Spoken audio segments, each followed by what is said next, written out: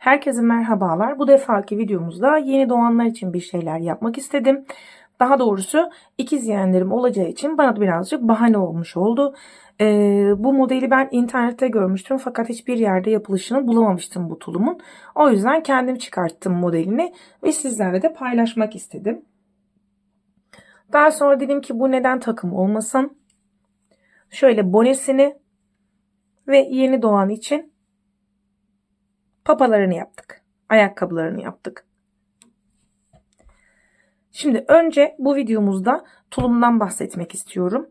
Tulum yapacağız. Yapımı çok kolay. Tığ işine yeni başlayanlar bile bunu yapabilir. Hiç sıkıntı yok. Bu kullandığım ip renginden bahsedeyim. İplerimin hepsi Nako Koton Lux. İkisi de yani Nako Koton Lux. 2 ya da 3 numaralı tığla örülmesi gerektiği yazıyor. Fakat ben 3,5 numaralı tığ kullandım.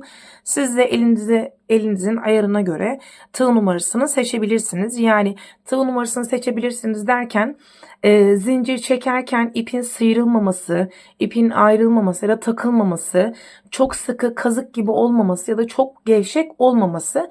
Bu zamanla yapa yapa alışacağınız bir durum. Şimdi öreceğim. Bunun kodunu vermedim. Bunun kodu da rengi 975-94. Nako Cotton Luxe 975-94. Diğeri içinde şu an yapacağım içinde 975-85 ile çalışacağım. Şimdi önce tulumun yapılışına geçelim. İlk başta 65 zincir çekerek başlıyoruz.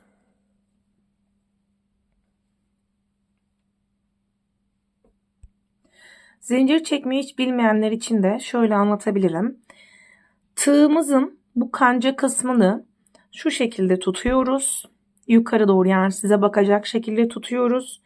İpin altından geçiriyoruz. Kancaya taktıktan sonra diğer boşluktan geçiriyoruz. Tekrardan tığımızı alttan geçirdik, çektik.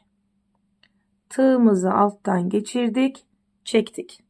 4, 5, 6, 7,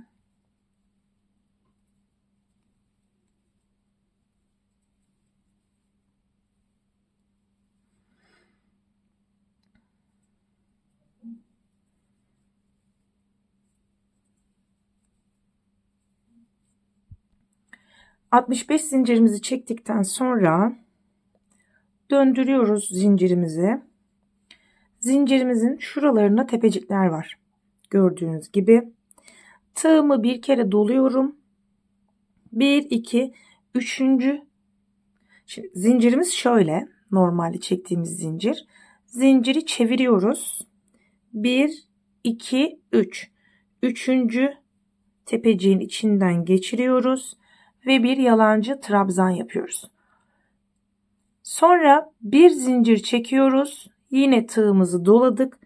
Aynı yerden yine bir yalancı trabzan çıkarıyoruz. Hiç zincir çekmeden tığımızı doluyoruz. 1, 2, 3. Üçüncü tepeciye tekrardan battım. Yalancı trabzanımı yaptım. Bir zincir çektim. Yine aynı deliğe battım. Yalancı trabzanımı yaptım. Zincir çekmeden yine doladım. 1, 2, 3. zincirime battım. Yalancı trabzan, bir zincir, tekrar yalancı trabzan. Bakın böyle verev yapıyoruz. 1, 2, 3 oldu. Bundan toplam zincir çekmedim. 1, 2, üçüncüye battım. Yine yalancı trabzan, bir zincir, yine yalancı trabzan. Zincir çekmeden diğerine geçiyorum. 1, 2, 3. Bir zincir. Battım. Devam edelim. Bir zincir. Aynı yere battım. Tığımı doladım. Battım. Bir zincir. Aynı yere bir tane daha.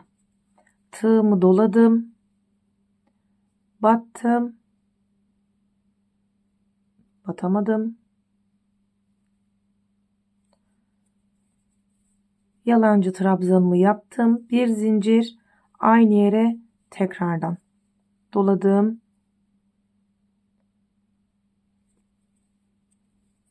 Bir yalancı trabzan, bir zincir tekrardan. Yani döngü şu şekilde. Üçüncüye batıyoruz. Bir yalancı trabzan yapıyoruz. Bir zincir çekip aynı deliğe tekrardan yalancı trabzan yapıyoruz.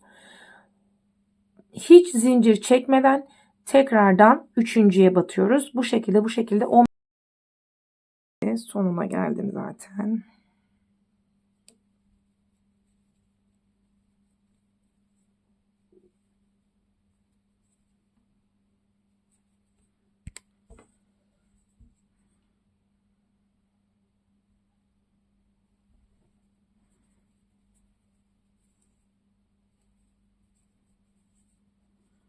Şimdi sayalım. 1, 2, 3, 4, 5, 6, 7, 8, 9, 10, 11, 12, 13, 14, 15, 16, 17, 18, 19, 20, 21. Son bir tane zincirim kaldı. Onu da şöyle yapıyoruz. İpimizi doladık ve bu zincire batıyoruz. Burası bizim dönüş zincirimiz olacak.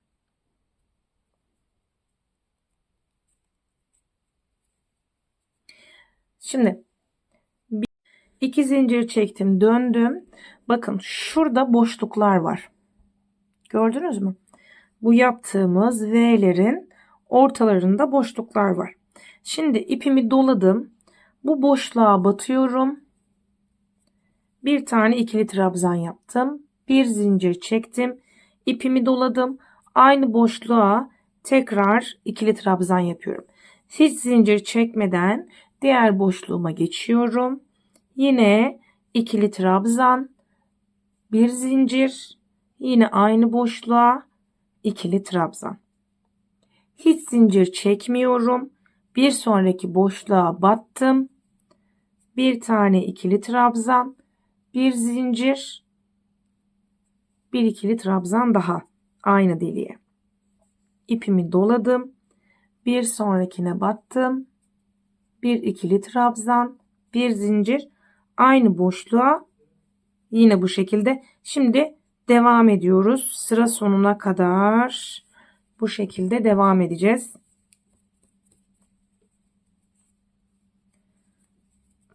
Bu sıramızda yarım trabzan değil, ikili trabzanlar yapıyoruz. İşlem aynı işlem. Sadece yarım trabzan değil, ikili trabzan yapıyoruz.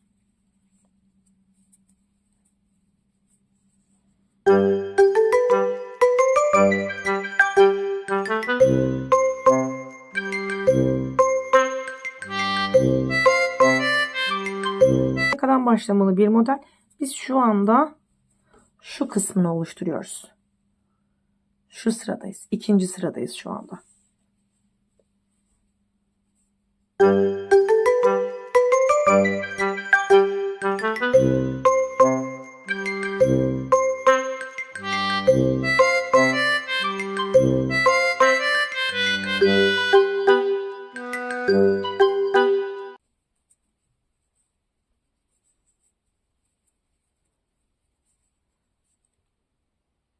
Bu trabzanımızın sondaki tek trabzanımızın üzerine yine ikili yapıyoruz.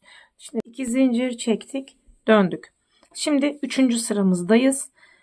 Bu sıramızda da şöyle yapıyoruz. İpimizi doladık. Yine boşluğun içerisine bir ikili trabzan, hemen aynı boşluğa zincir çekmeden tekrardan ikili trabzan, bir zincir çektim. Yine aynı deliğe yan yana ikili trabzan. Yani 2 tane ikili trabzan, bir zincir, 2 tane ikili trabzan. Yine zincir çekmeden diğer boşluğuma geçiyorum. İkili trabzan, zincir çekmedim, ipimi doladım, battım. İkili trabzan. Şimdi bir zincir, tekrardan doladım. Yine ikili trabzan ve bir ikili trabzan daha. Üçüncü sıramızda da bu şekilde bütün hepsini yapalım, görüşelim. Sıra sonuna geldik. Son 2 tanemi de yapıyorum.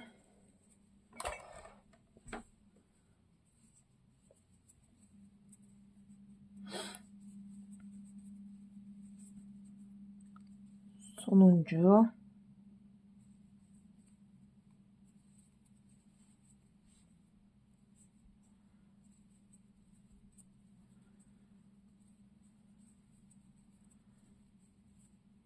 Ve direğimin üzerine battım. 1-2 zincir çektim. Döndüm. Şimdi 4. sırada şunu yapacağız. Aynı işlem, sadece tek fark, yine direğimin içine battım. Bir trabzan, bir trabzan daha, 1-2 zincir çekeceğiz. 4. sırada bunu yapıyoruz. Az önce 3. sırada yaptığımız işlemin aynısı. Sadece aralarında bir zincir değil, 2 zincir çekiyoruz.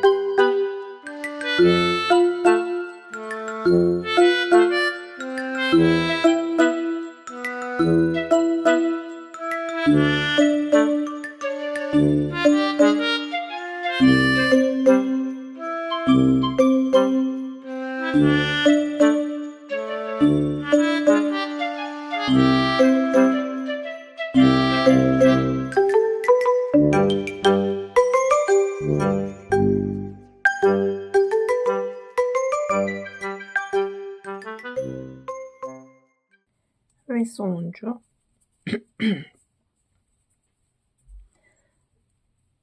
Dördüncü sıramızda bu son trabzanın üstüne batmayı unutmayalım. 1-2 zincir çektik, döndük. Şimdi bu 4. sıramızdı. 5. sıramızda şöyle yapacağız. Buradan geleceğiz. Yandaki koldaki bu trifilleri koyacağız. Ve bu tarafa geldiğimizde de arka tarafını artık birleştireceğiz. Döne döne döne döne gitmeye başlayacağız. Arka ön yapmayacağız yani. 5. sıramızda 2 zincir çektik. Deliğimizin içerisine battık. Bu sefer bir deliğe 3 tane direk yapıyoruz. 2 zincir çekiyoruz. Aynı deliğe 3 direk daha yapıyoruz. Şimdi bu sırada şöyle bir numaramız olacak. Şöyle bir şey yapacağız. 2 tane deliğimizi dolduralım. Birinciyi doldurduk. 1, 2, 3 direk. 1-2 zincir, aynı deliğe 3 direk daha. Üçüncüyü de yapalım. 1 2 3 direk, 2 zincir, aynı deliğe 3 direk daha yapıyoruz. Şimdi 4 boşluk boyunca 1 2 3 4, her boşluğa 8 tane direk yapacağız. Yani hiç zincir çekmeden aldım. 1 2 3 4 5 6 7 ve 8. Komple böyle dolduruyoruz. Arada hiç zincir çekmiyoruz. Yine zincir çekmeden ipimi doladım. Bir sonraki boşluğa yine ikili trabzan 8 tane. 2 3 4 5 6 7 ve 8. Bir sonraki boşluğa geçiyorum.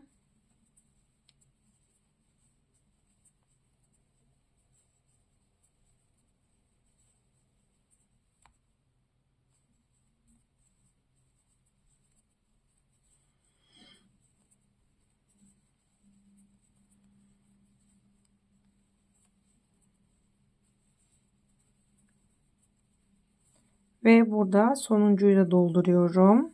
Bir sonraki boşluğa geçtim. Dördüncü yelpazemi yapıyorum. Hiç boşluksuz.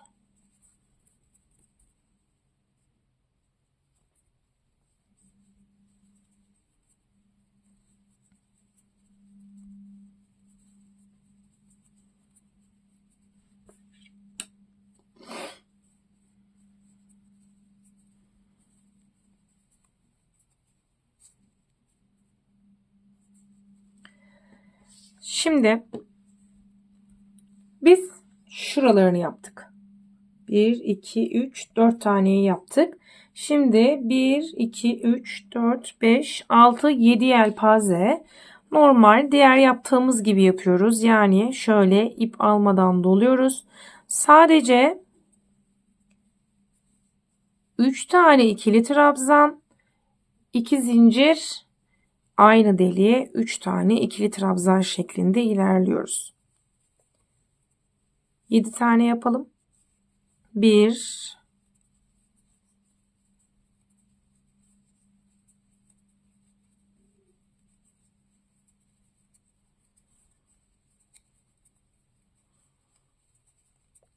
2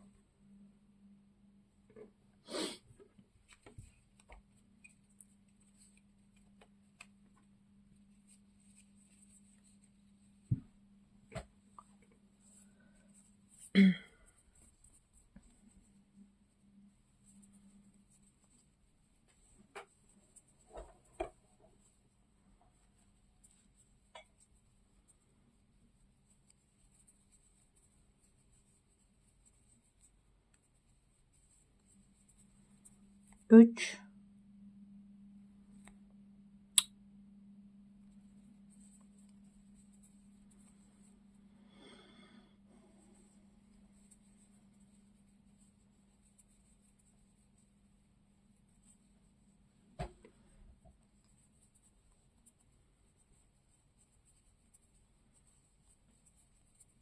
4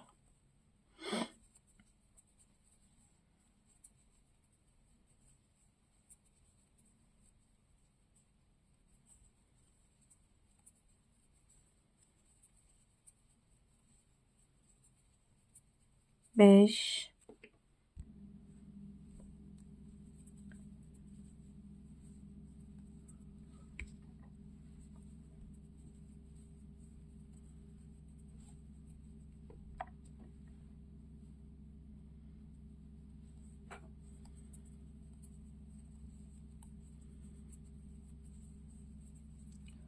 6. Bakın 1 2 3 4 5 6 ve sonuncuyu yapıyorum. 1 2 3 1 2 zincir, aynı deliğe 3 tane daha. Şimdi 1 2 3 4 tane delik boyunca her birine hiç zincir çekmeden aralarda 8 tane direk yapıyorum. Yani trabzan. 4 5 6 7 8 bu birinci. İkinciye geçtim. Hiç zincir çekmedim arada. 2 3 4 5 6 7 8. Yine arada hiç zincir çekmeden diğerine geçtim. 1 2 3 4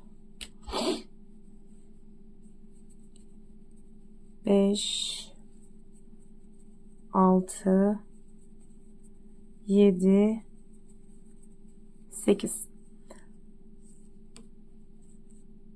3 ve sonuncuyu yapıyorum. 1 2 3 4 5 6 7 8. Kalan son 3 deliğimize de yine aralarda 2 zincir çekerek 3 direk 2 zincir 3 direk o şekilde devam ediyoruz. Tamamlıyoruz bu sıramızı. 1 2 3 direk 1 2 zincir. Aynı deliğe 1 2 3 direk hiç zincir çekmeden bir sonrakine 1 2 3 2 zincir çektim. 1 2 3 doladım. 1 2 3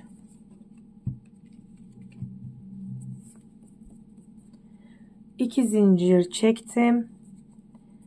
1 2 3 ve bu deliğime bu trabzanımın üzerine bir direk daha yaptım. Fakat şimdi artık dönmüyoruz.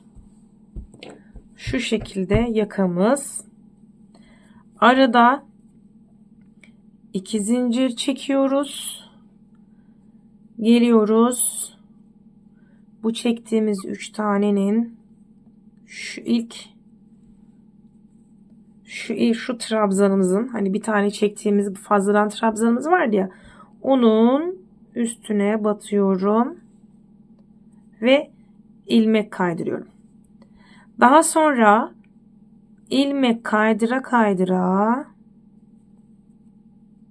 bu şekilde bu boşluğa geliyorum. Şimdi 1 2 zincir, ikinci trabzanımı yaptım. Bu çektiğimiz 2 zincir bir trabzan sayılıyor. 3 1 2 zincir, 1 2 3. Şimdi şöyle yapacağız burada. 1'i yaptık. 2'yi yapacağız. Buna yarım yapacağız. Nedenini de şimdi anlatacağım. Bunu da bir yapalım. 1 2 3 2 zincir, 1 2 3 diğer deliğimize atlıyoruz. Buna sadece 3 tane trabzan yapıyoruz.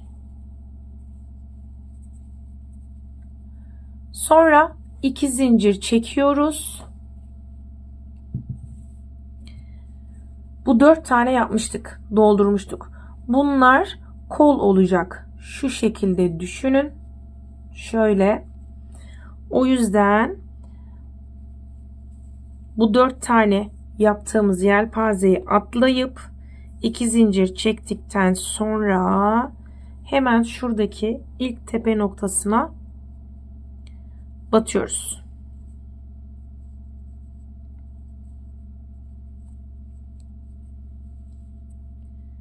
İlmek kaydırdık. 1 2 zincir. Buraya da yarım yapıyoruz. 2 3.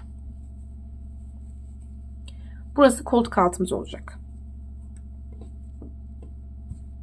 Yani şöyle. Şurası. Şimdi diğer yelpazeden bir öncekine gelene kadar devam ediyoruz.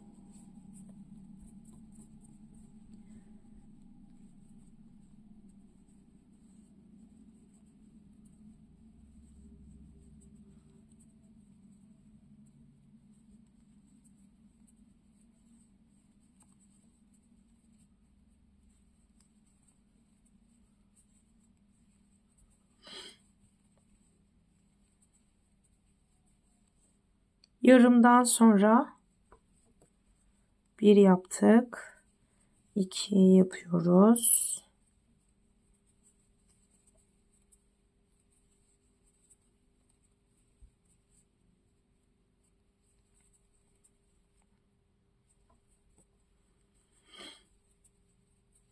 Üçe geçtik.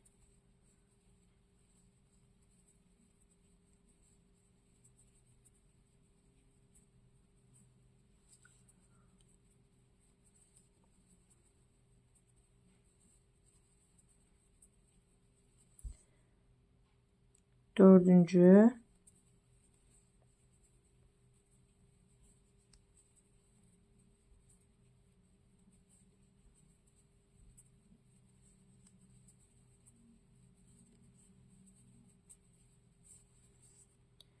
Beşinci.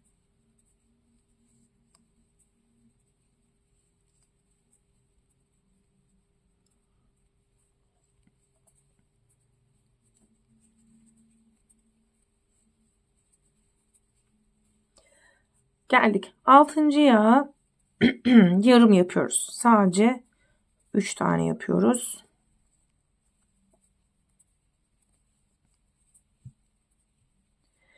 İki zincir çektik. Geldik. 1, 2, 3, 4 yelpazem. Katladım. Buradakine batıyorum. Bir sık iğne yaptım. 1, 2 zincir. 2, 3.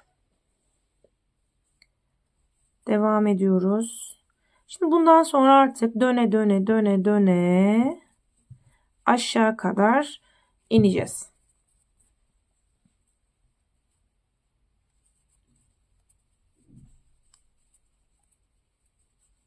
Hep 3 direk, arada bir 2 zincir, sonra yine 3 direk olarak devam edecek. Şimdi bu arka birleşim yerine geldik. Şöyle yapacağız. Arkayı birleştirmek için 2 tane zincir çekmiştik. 2,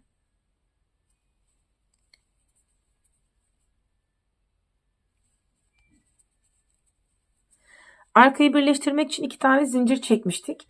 Bu zincirin üzerine de sanki boşlukmuş gibi bir,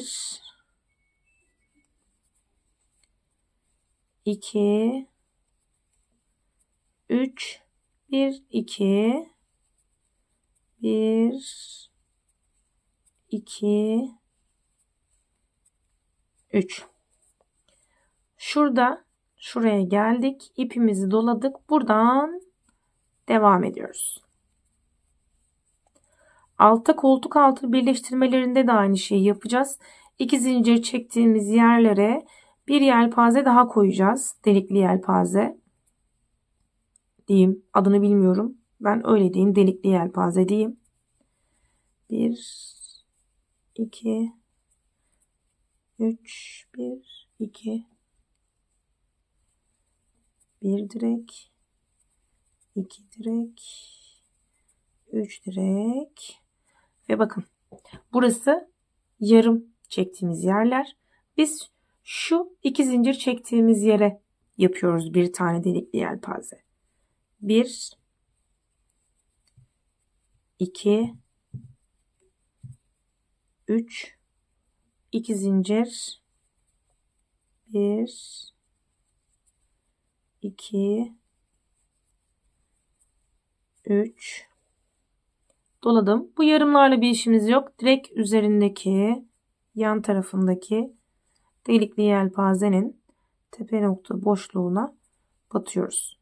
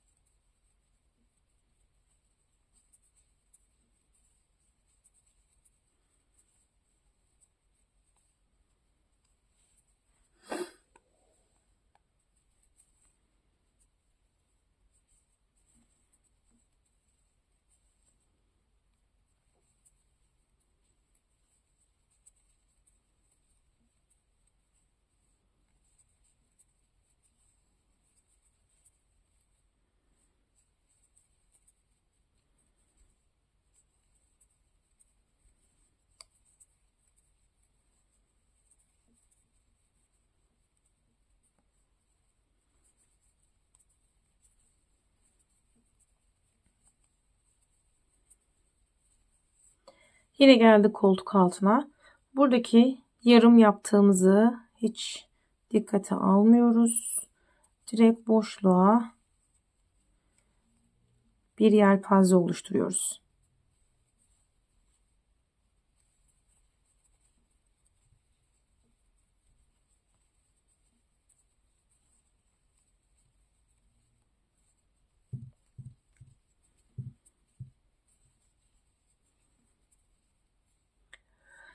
Yine yarıma geldik. Hiç dikkate almayıp buradan devam ediyoruz.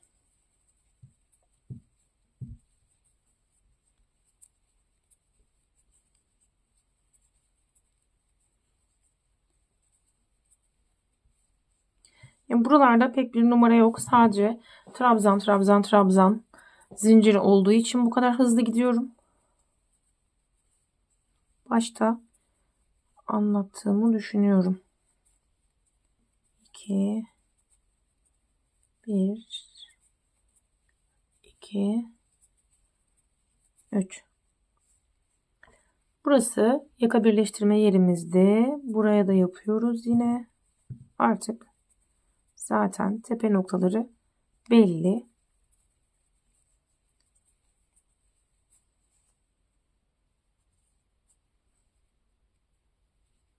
İki zincir.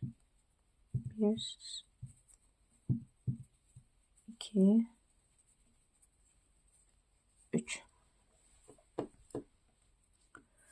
Burada yani isterseniz buradan döne döne de gidebilirsiniz ama sıra numarası karışır diye şuraya bu bir sonrakinin yani şu yaka kısmının hizasına denk gelen yelpazenin ilk başlangıç yerine bir ilmek kaydırma yapıyorum ve daha sonra ilmekleri kaydırarak buradaki boşluğa gelip buradan yine döne döne devam edeceğiz.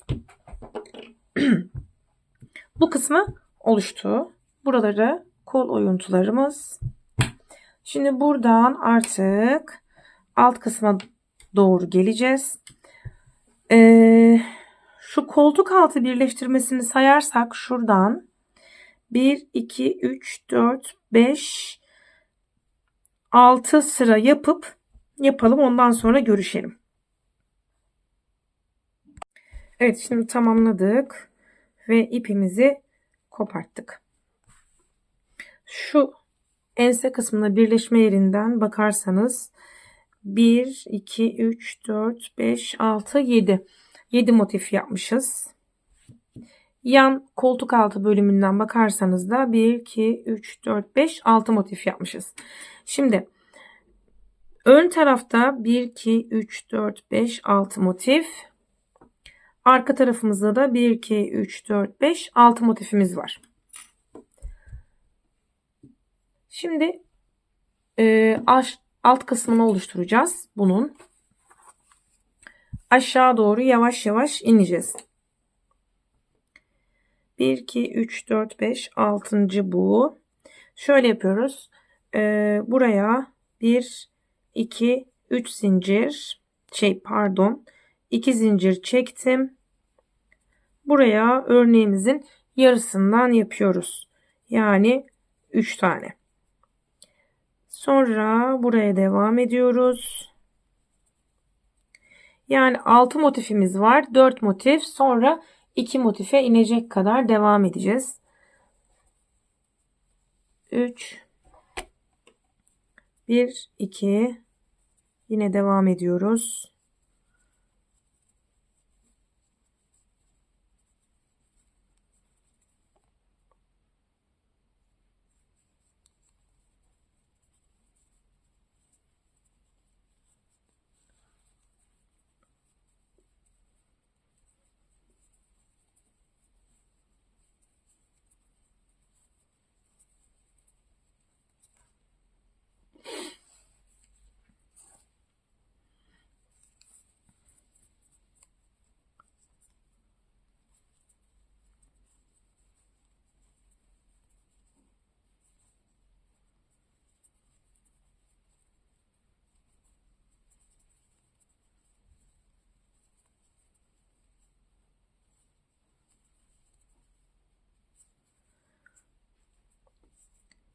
Bir yarım, 1, 2, 3. Dördüncüyü de tam yapıyoruz. 1, 2, 3, 4 pardon. Beşinciyi de tam yapıyoruz.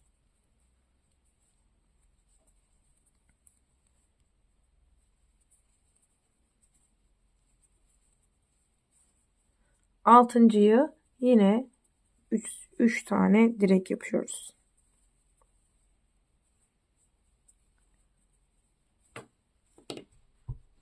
Sonra dönüyoruz.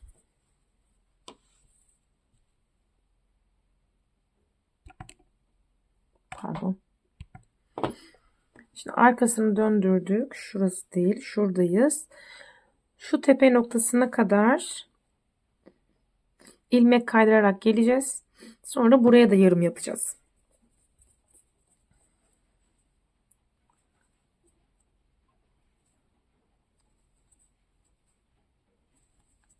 Buralardan ilmek kaydırarak tepe noktasına kadar geliyorum. Geldim. 1, 2 zincir çektim. Bu bir direğim. 2, 3, sonra bir sonrakini atladım. Burada da 2 motif tam yapacağız.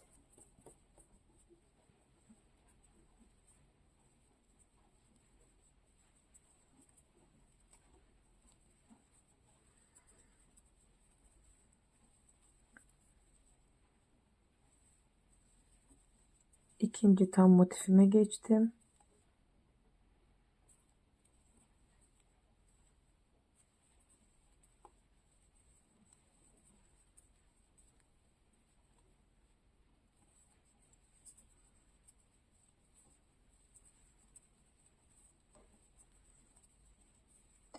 Ve bu motife de yarım yapıyoruz. 1, 2, 3 ve yine döndük. Buraya kadar ilmek kaydırarak geliyoruz. Bir zincir çektim. İlmeklerimi tepe noktasına kadar her zincirin her direğin üzerine batarak ilmek kaydırıyorum ve geldim. 1 2 zincir, 2 3 1 2 1 2 3 1 2 3 1 2 1 2 3. Bu noktada ipimi kesiyorum.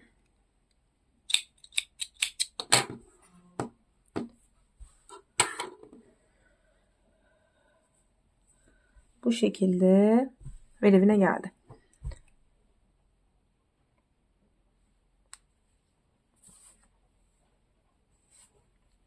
Şimdi arka tarafta da aynı şeyi tekrarlıyoruz. 1 2 3 4 5 6 tane var. Bu köşelerdekileri yarım yaparak sonra birer birer azaltarak devam ediyoruz.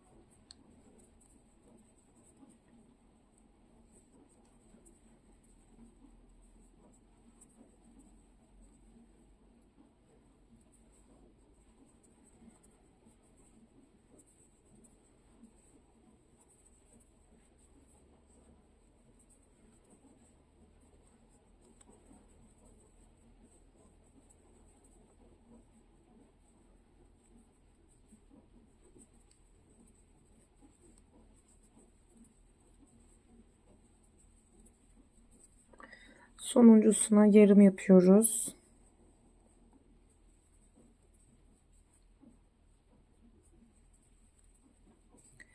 Dönüyoruz.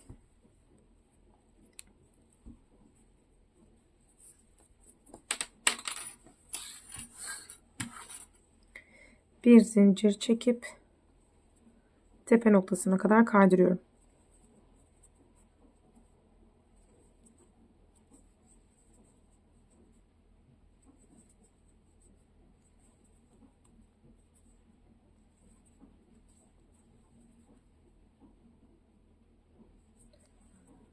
Tepe noktasına geldim.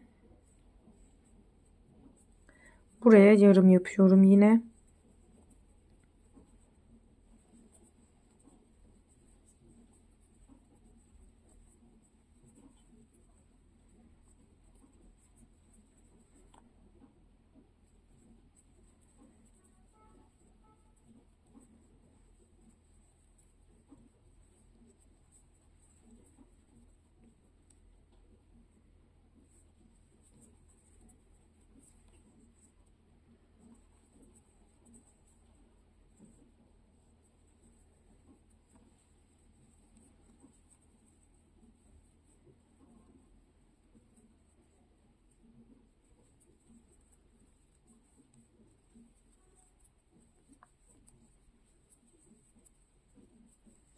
Ve bu noktaya da yarım yapıyorum.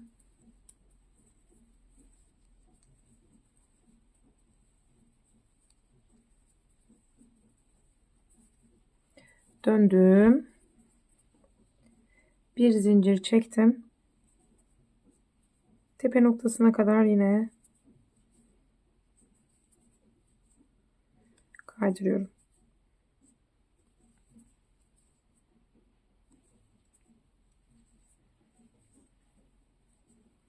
1 2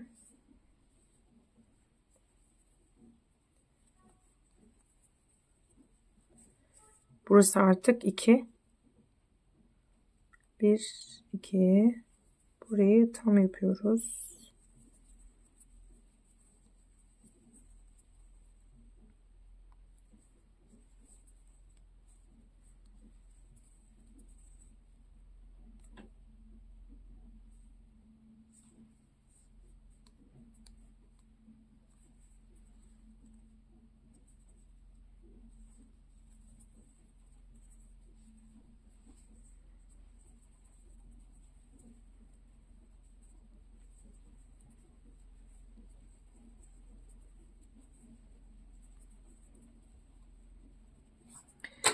Evet, ipimizi kopartıyoruz.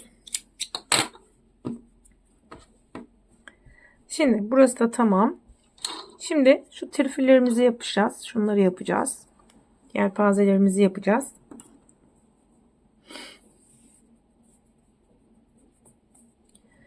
Bunları yapmak için şu yan taraftan şu yan tarafının orta noktasına batıyorum. 1 2 3 bakın gördüğümüz her şu tepe noktalarına zincirlerimizi sık ilmek kaydırarak bağlıyoruz. 1 2 3 4 sadece yan taraflara 3 zincir çektim. Buralara 4 zincir çekiyorum. 1 2 3 4 bu en başında burada ilmek kaydırma yapıyoruz. Her gördüğümüzün üzerinden kaydırıyoruz.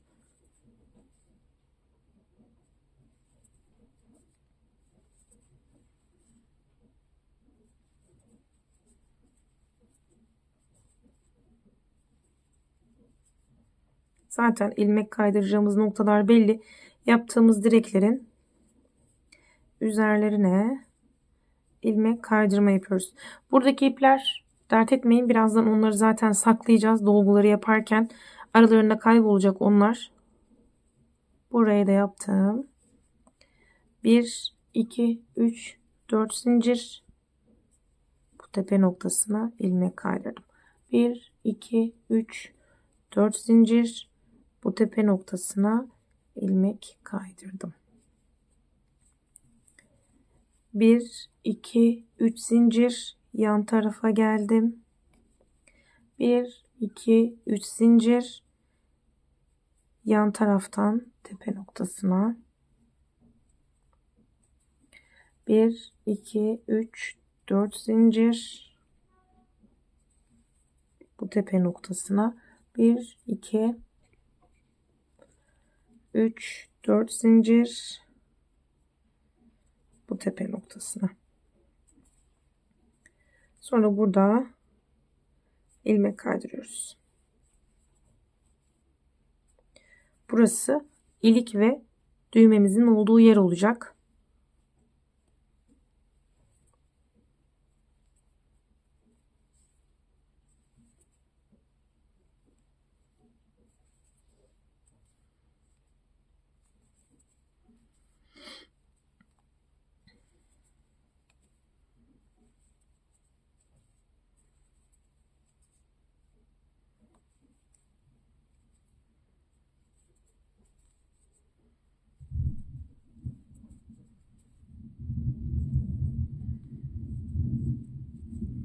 Bir, iki, üç, dört zincir.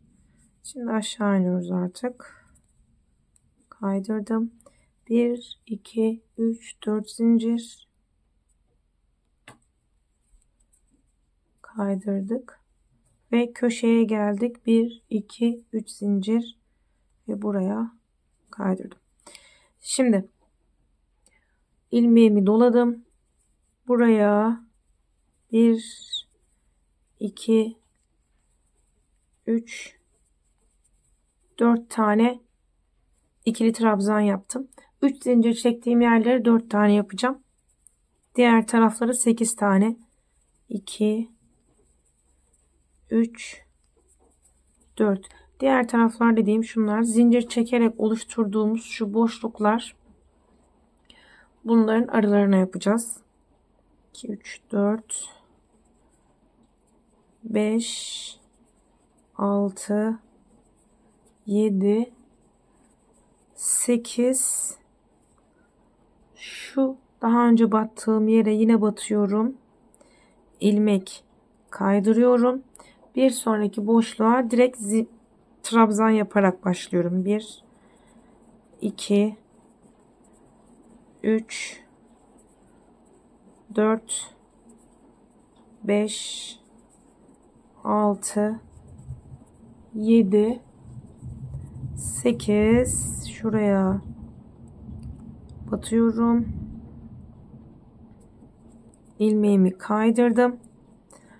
Burada ilmek kaydırdığımız yerlerin hepsinin üstüne trabzan yapıyoruz.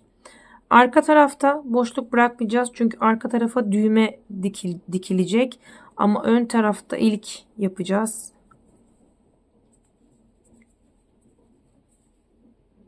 Her kaydırdığımız ilmeğin üzerine az önce kaydırmış olduğumuz normal ikili trabzan yapıyoruz.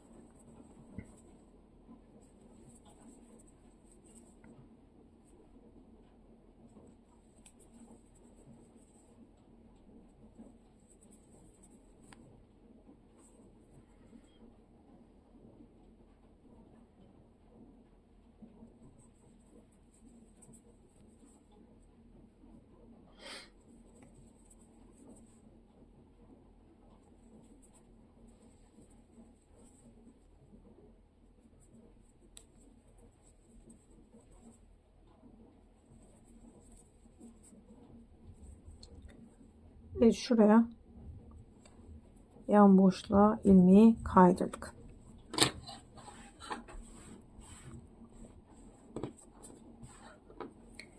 Şimdi yine 8 tane direk. Bu ipleri işte burada direkleri yaparken aralarına saklayarak beraber yürütebilirsiniz.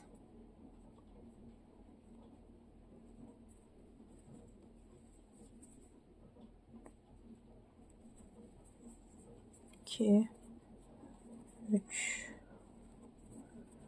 4, 5, 6,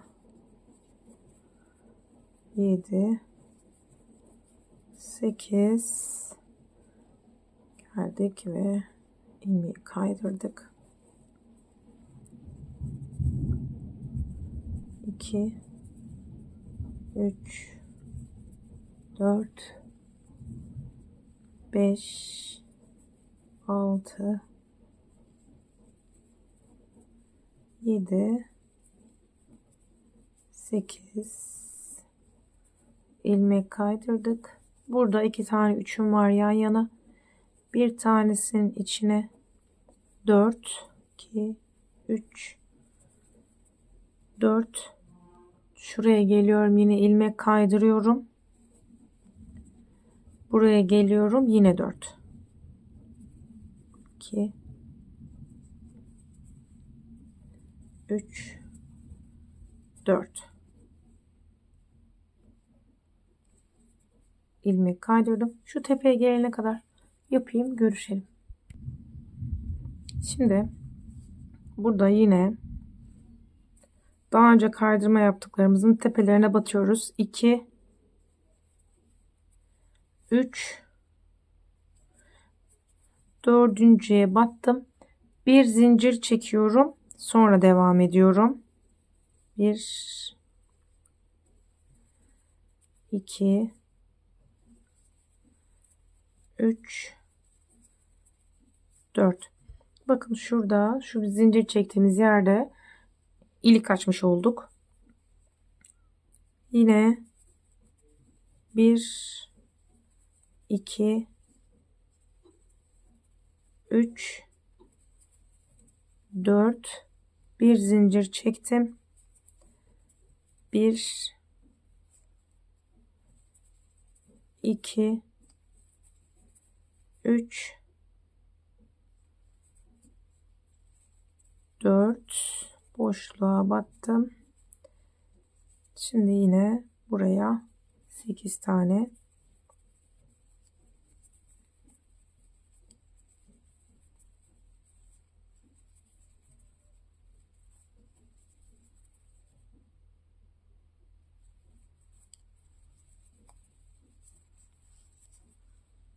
ilmek kaydırdım. Şimdi geldim buraya, yine son 8'imi yapıyorum. Sonra bir tane 4'üm kalıyor sadece.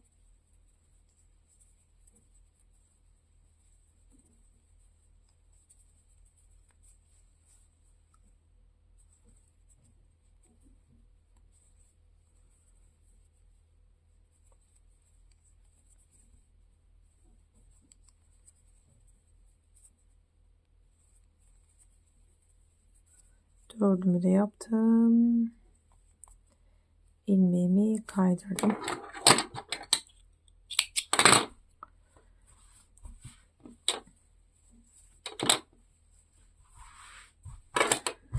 Evet, aşağı kısmında tamamladık. Şimdi son bir işlemimiz kaldı. Ondan sonra iplerimizi temizleyeceğiz, bitireceğiz. Şu arka yaka kısmını yapacağız ve şu kenar trifillerini yapacağız. Bu kadar. Şu yakamızın bu başladığımız taraftan değil, şuradan batıyoruz. 2 zincir çekiyoruz. Zaten burada boşluklar var. Her bir boşluğa 2 tane yarım trabzan yapıyoruz.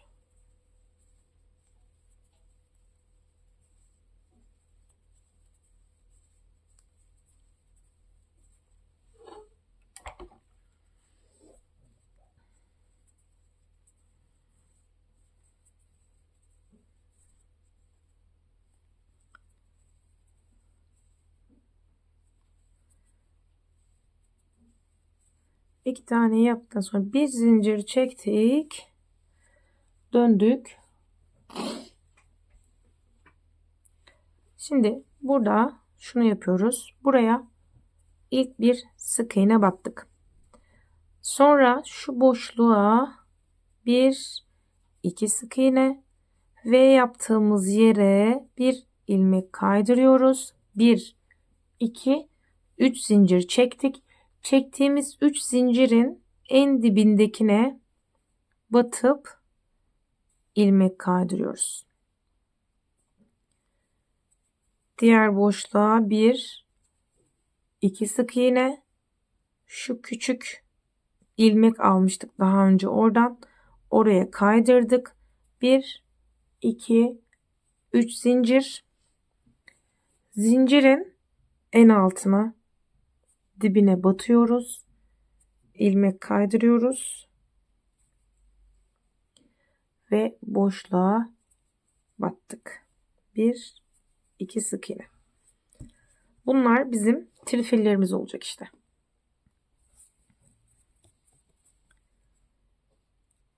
Şu boşluk dediğimiz bu V oluşturmuştuk.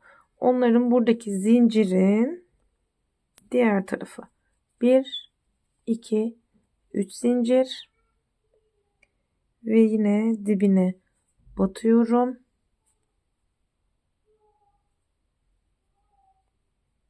Olmadı. Bir daha. Dibine battım. İlmek kaydırdım. 1 2 geldim. 1 2 3 zincir, dibine battım. İlmeği kaydırdım. Boşluğa 1 2 1 2 3. Bu kadar. Olay bu. Bunu da tamamlayalım. Sonra iplerimizi temizleyelim. Evet, şimdi en sonuna geldik. Şimdi burayı döneceğiz. Fakat buraya da bir düğme deliği ya da birit yapmamız gerekiyor. Onun için de şöyle 1, 2, 3 zincir çekip aynı noktaya ilmek kaydırırsak bunu da halletmiş olacağız. Şu gördüğünüz gibi. Şimdi yine her deliğe, burada her boşluğa 2 sık iğne.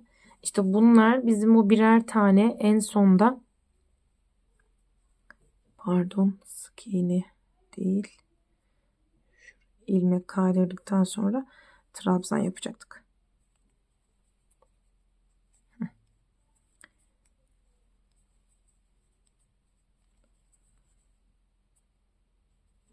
Bir, iki. İşte bu battığımız yerler her sıra sonunda tek bir tane kalıyordu. Onun üzerine batıyorduk. O.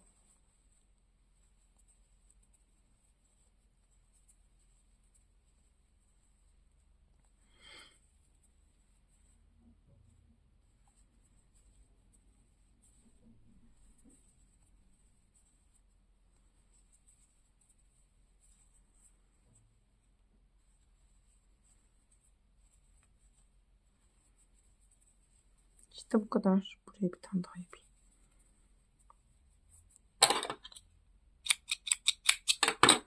Ve bitti. Şimdi sadece ipleri toparlamak kaldı. Bu da şuradaki düğme biritimiz.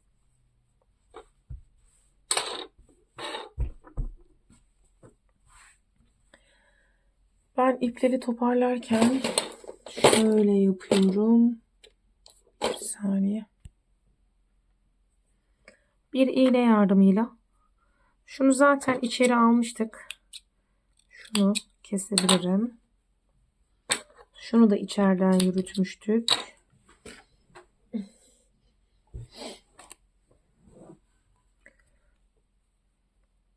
Bunu da şöyle.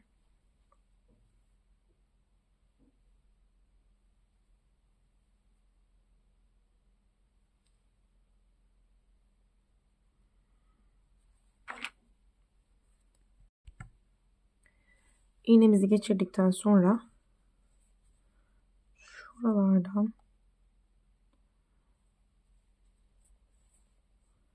ipimizi altlardan şöyle birkaç sıra yürütüp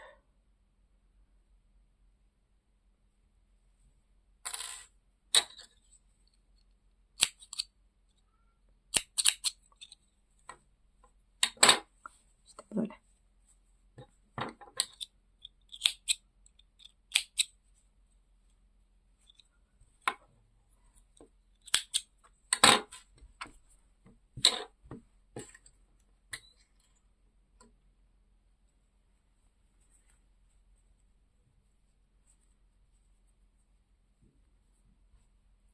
Bunu bayağı kısa bırakmışım. O yüzden bunu tığla yürüteceğim. Hatta şöyle yapabiliriz bunu.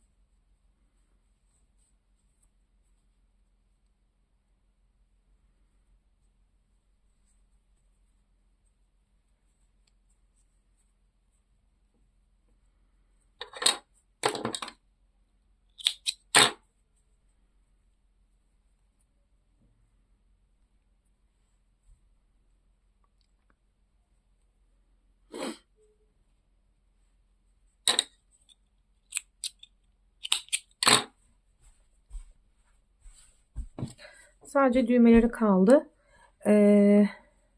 Burada iliklerimiz de var. Düğmeleri buraya dikeceğiz. Burada iliklerimiz var. Ve şu arka tarafı kaldı. Şöyle küçük bir düğme elimde var ama bunu diker miyim bilmiyorum. Belki daha farklı bir düğme çeşidi bulabilirim.